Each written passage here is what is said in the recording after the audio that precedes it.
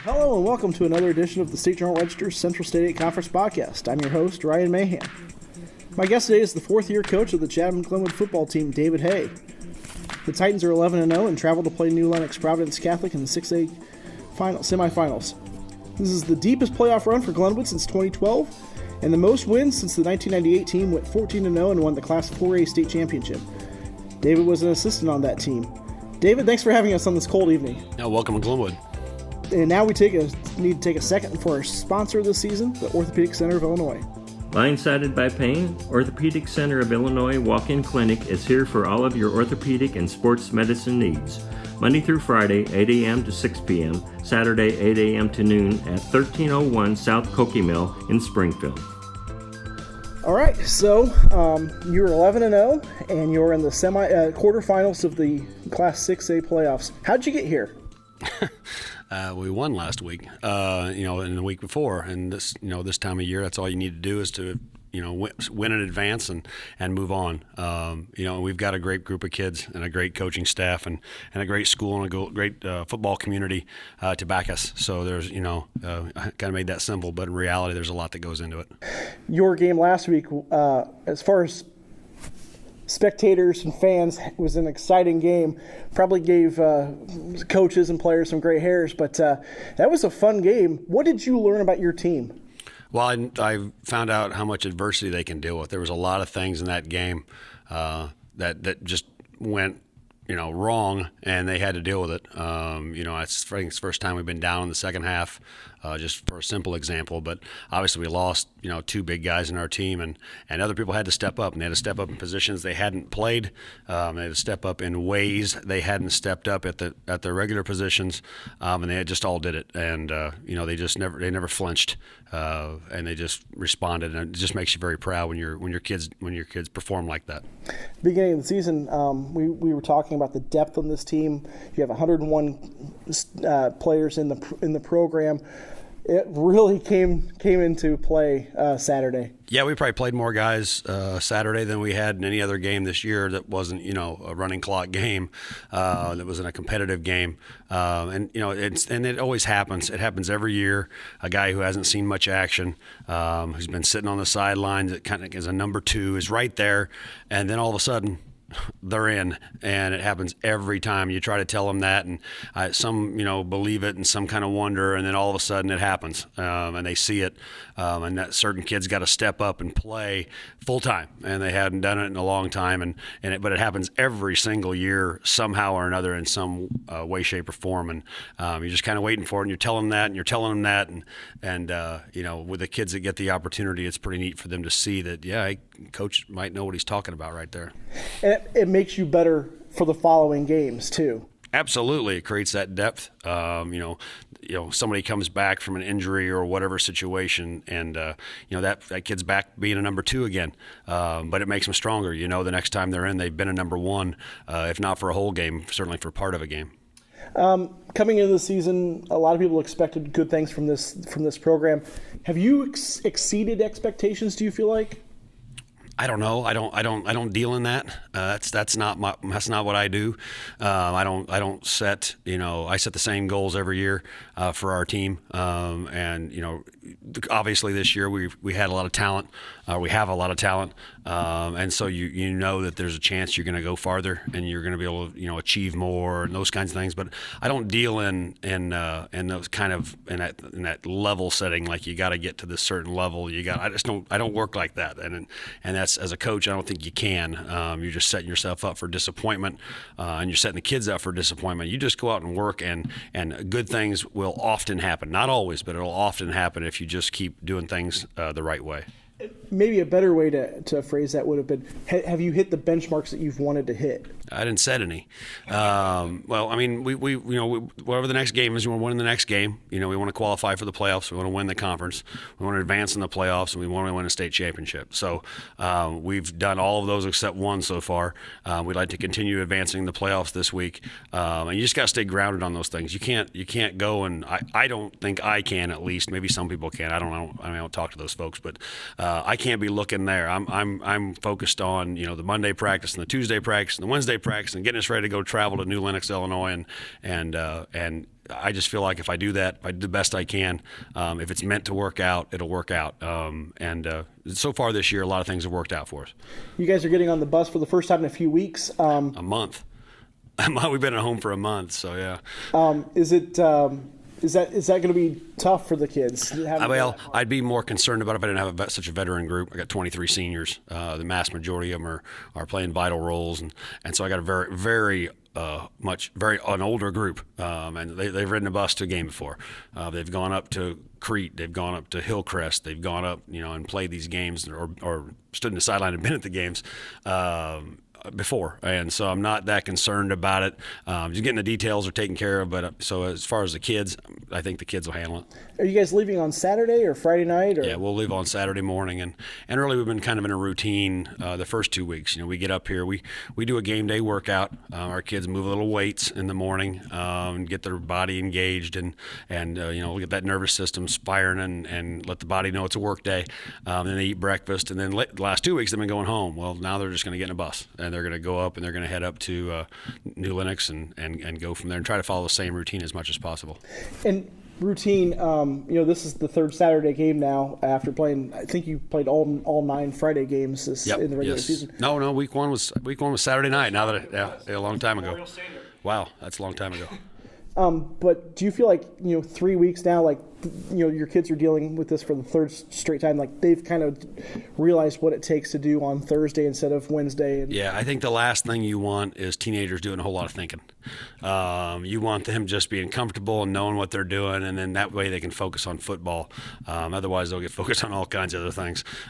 So we try to set those routines as clearly and as consistently as we can. It's kind of like parenting. I mean, you got to keep that consistency, or that whole house is just off the wall. So it's kind of the same way in this. What does Providence Catholic do well, and what do you guys have to do to counter that? Well, they run the football really well, and they throw off their play action really well. They run to the football and tackle really well. It's just obviously, and this is an understatement, it's just a quality football program that just is coached well, and they've been here before, and they know how to deal with big games. Goodness knows they've been in enough of them, and we're going to have to go up there and show that we're a football program that does things right as well. All the little things: block, tackle, hustle, those kinds of things. Catch the football, because those are the things that a program like Lenox Providence is going to do very consistently.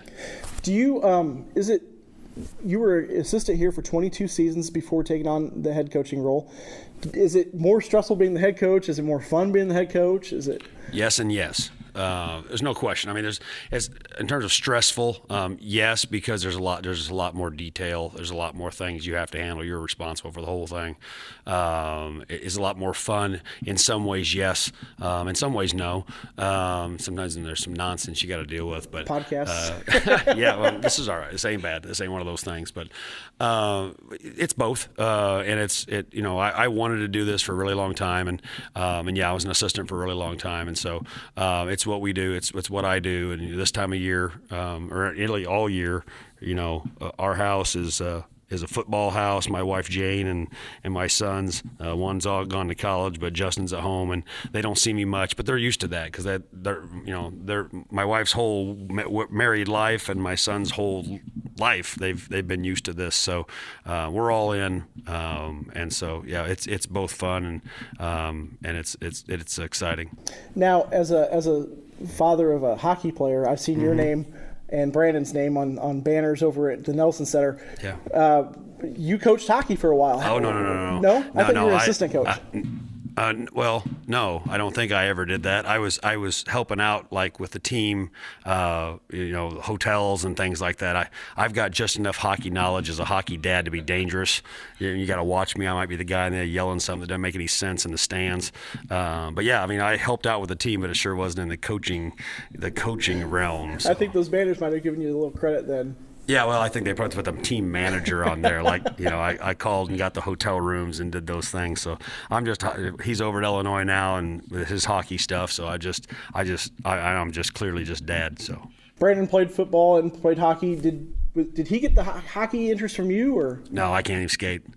No, he friends of his, some friends of ours that lived here and moved away, and then our neighbors 2 doors down, all their kids played hockey, and he got out in the street, got the rollerblades on, got the stick going, and away we went. And about $5 million later, he's still playing hockey. So it's a fun thing. I enjoy it. I get to go be dad, and not be a coach at all, and our family just enjoy it. I don't know if his younger brother likes it that much. He spent a lot of time in rinks, but we enjoy the heck out of it. So. But you obviously you've got a clear passion for the sport of football. How did your coaching career start? I graduated from Illinois State University, and I couldn't find a job. And my wife, Jane, actually found an ad for an assistant football coach at my hometown school, Kincaid South Fork. And it was an assistant coaching job. And so, I don't know, maybe she's just trying to get me to work. And said, why don't you go for that? And so I did. And I got around the kids, and I started subbing and getting all that, and found out this is it. And so I went back to school and got certified to be a teacher and everything. And I coached there for 2 years, and I got the job here in '94, and been here ever since. And that's a small school. Oh yeah, 31 kids in my graduating class, 170 or so in the school when I was coaching there. Yes, we went 0-18 in 2 years. That was tough. They were struggling. They're doing better, much better now than back in those days. It was a tough, and I don't know, as a 22 or 3-year-old assistant, I probably wasn't much help in that regard. I know I wasn't.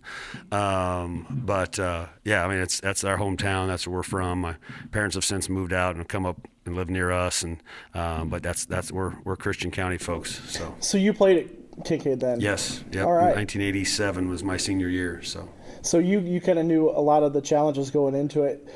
Yeah. Well, I guess I don't know. I was 22 years old. I don't know what I knew. It probably wasn't a whole lot. So when I was in school, we made the playoffs. My junior and senior year, it was a pretty successful run, and actually they actually even took off after that. Made the quarterfinals, I think, the year after I was out. So, but yeah, that's where I started, and that's I knew pretty quickly this is what I wanted to do. And you've been here. What was your first role when you got here? My first day in the job, my first year on the job, was receivers coach. I think that's kind of an entry-level job. Get that receivers coach job, and you can go in there and learn some football and coach I think maybe the sophomore team or something, whatever it was at the time, and eventually moved over to defensive back. Spent a lot of time there, and I've moved from position to position under Dan. So. And what's the biggest lesson you took from your time as an assistant coach? Well, it was a long time, so there's a lot of lessons there. I guess maybe as a head coach now, I know the work those guys do. I know the grind that when you're in indie work or individual work, how in times like late July or the second week of August practice and having to go down there and dig and work individually with those kids and do all that drill work that I'm not involved with anymore. I know what they're doing. I know the work they're doing, and I appreciate all of them. I got great assistants.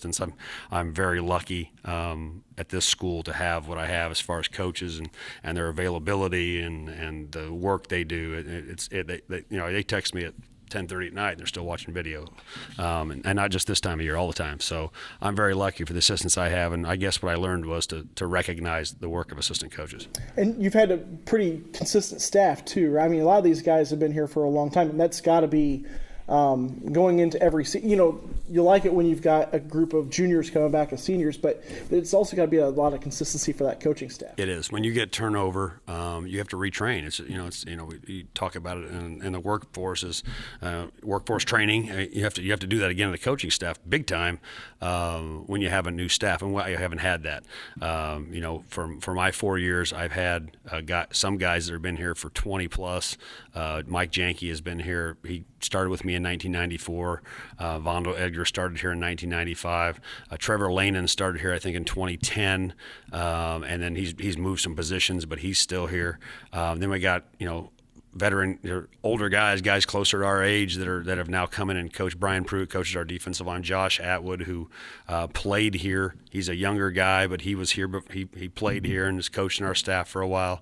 Henry Banks, and we got some younger guys, and you got to have those guys too. You got some younger guys. Henry Banks is our defensive backs and running backs coach, and he's come out and and they provide that younger guy kind of energy. But all of them, are doing a heck of a lot of work for us. Hope I named everybody there. And we have our freshman coaches, Coach Whale, Coach Stapleton, Coach Meisner. They all do a great job, and we got a volunteer coach, Coach Kirkendall. They all come out, and I don't have to worry about a lot of things. They all come out and do great work, and again, I'm very lucky. We had a little unusual weather yesterday for this time of year. Yeah. Not only just the snow, but also the bitter cold. How does that affect football practicing? Well, it depends on what you're doing. So, like on a now our Monday was our old Saturday. Everything's sort of rotated with the playoff schedule. So Monday we come in and it was Veterans Day, but Monday we came in and watched video and they go through a post-game workout, which is a lot of flexibility and stretching and getting that bad stuff out of your body, kind of extra workout. And then our Tuesday is game plan. We're in helmets only and it's game plan, and so we don't need a lot of physicality, so we'll be inside for that. But those Wednesday, Thursday practice, that's where you got to get outside and you got to get physical and you got to a little bit and to keep them in that mode. That's when we got to get outside, and that's when you're dealing with that. So in dealing with the weather, you're making judgment calls based on all of those needs that you have going into those various practices. And at least it's supposed to consistently warm up throughout the week, and hopefully by Saturday it's comfortable. Yeah, I hope so. I mean, and our kids, I feel like we got to get our kids out there, and they got to dress in what they're going to dress in for a game and get ready to. And you got to practice everything. I'm big on practicing absolutely everything that we do, including playing in the cold. I think our coaches probably have a little harder time with the weather because, like you said, they've been here a while. I'm not going to say what that means, but they get a little cold, so they have a hard time dealing with it a little bit. But that's kind of a joke. That hopefully they're listening. But you got to go out and practice in it. It's part of the game. It affects the football. It affects your body, and so we'll be out in it, and you just got to practice everything. Something else you're a big believer in is the multi-sport athlete. Mm-hmm. Oh, absolutely. I mean, they're in high school. That's a big A. If they can play it, they should go play it. I mean, they should enjoy the high school days. I believe that there's way too much focus on college. And I'm not talking about on TV, or I'm not talking about the press. I'm talking about people just saying, they're playing, and they're talking about the next level. Well, enjoy the level you're on. College coaches come in here all the time. They're talking about it. And I remember Coach Butkus from Illinois came in and talked about it. Just play for your school. Just enjoy the heck out of it because there's nothing like it. And then, later on, you can figure out the rest of that.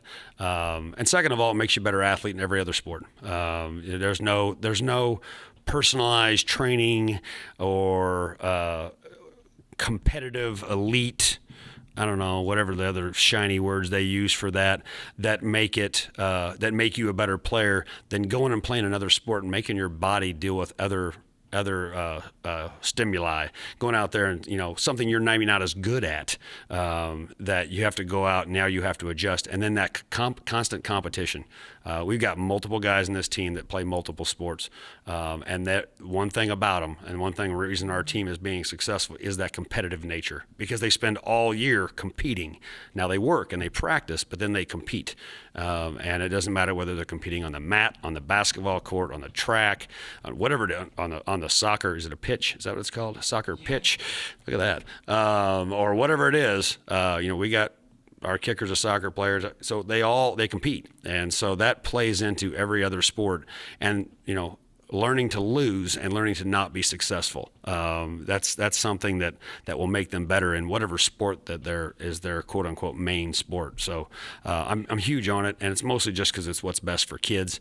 Is it also what's best for the football program? Yes, it is. It's better for me to have kids from the basketball team playing, and it's better for Coach Blakeman to have kids from the football team playing, and Coach Cox and the track team, and Coach Bruner and the wrestling team, and all of them, Coach Moomey and the baseball team, and it all works together, and they all work great together. That's one thing about this school, is that our coaches all are behind that, and so that one person can make that bad, and we don't have anybody here doing that.